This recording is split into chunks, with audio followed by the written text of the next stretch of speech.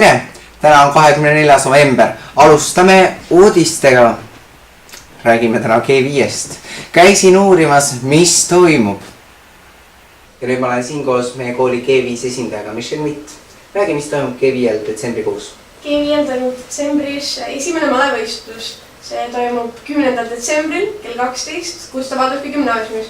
Meie koolist on esindatud 4 liiget ning sellega seoses ütleksin, et pange kirja. Ja mis plaanid on teil järgmiseks aastaks ehk 2011 aastaks? Juba 11. veebruaril toimub Tallinna 21. koolis kell 6 G5 esimene moelennuk.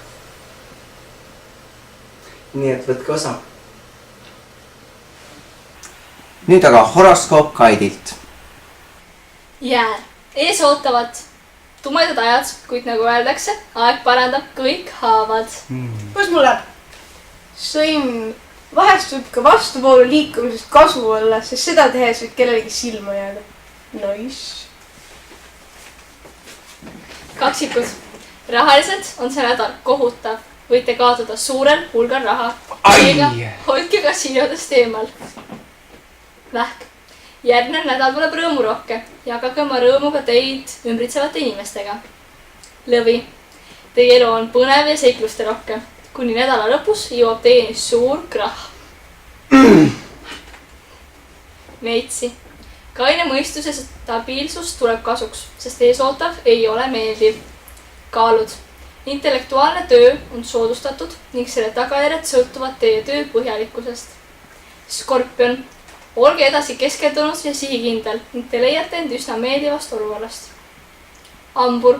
Järgnev nädal toob kaasa alla surutud agressiivsete tunnete pinnale kerkimisega.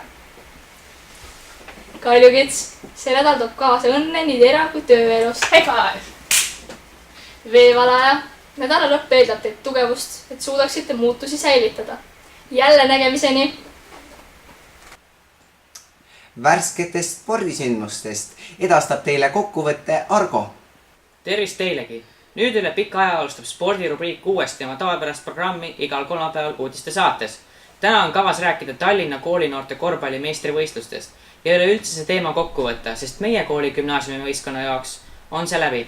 Küll aga on põhjust põnevil olla, sest meie põhikooli tiim alles alustab selle nädalal. Tänavusel hooajal ei läinud meie kooli võistkonnal eriti hästi, sest alagrupi mängudest nad edasi ei saanud. Alagrupp koosnes 5 võistkonnast, mis olid pärit erinevatest koolidest. Selles alagrupis lisaks meie kooli tiimile olid veel Tallinna Ühisgümnaasium, Tõnismäe Reaalkool, Lasnamäe Üldgümnaasium ja Juhkentali gümnaasium. Kõige tugevani mängis Tallinna Ühisgümnaasium, kes võitis ka kõik mängud. Samuti avaldas kõvat võitlust Tallinna Tõnismäe Reaalkool ning just need 2 kooli pääsesid ka alagrupist edasi. Aga nüüd ei ole sugugi see koht, kus alla anda, vaid tuleb kõvasti trenni teha, et järgmine kord kas või kõik mängud võita ja osaleda sama edukalt lõpuni kui eelmisel aastal. Suur aitäh teile ja kena päeva jätku! Need olid selle nädala ja selle aasta viimased TikTV uudised. Uudiseid näete juba järgmise aasta jaanuaris, kuid TikTV ei lõpeta siiski oma tegevust. Vaadake televiisorit reedeti meie koolis, sest äkki tuleb mõni sketšisaade eetrisse. Me valmistume ette oma jõuluprogrammiks, mida me teile suures mahus ja otse-eetris ka näitame. See on lugematu hulk lugusid ja intervjuusid rohkem ja vähem jõuluteemadel. Kohtumiseni siit uudiste stuudiost.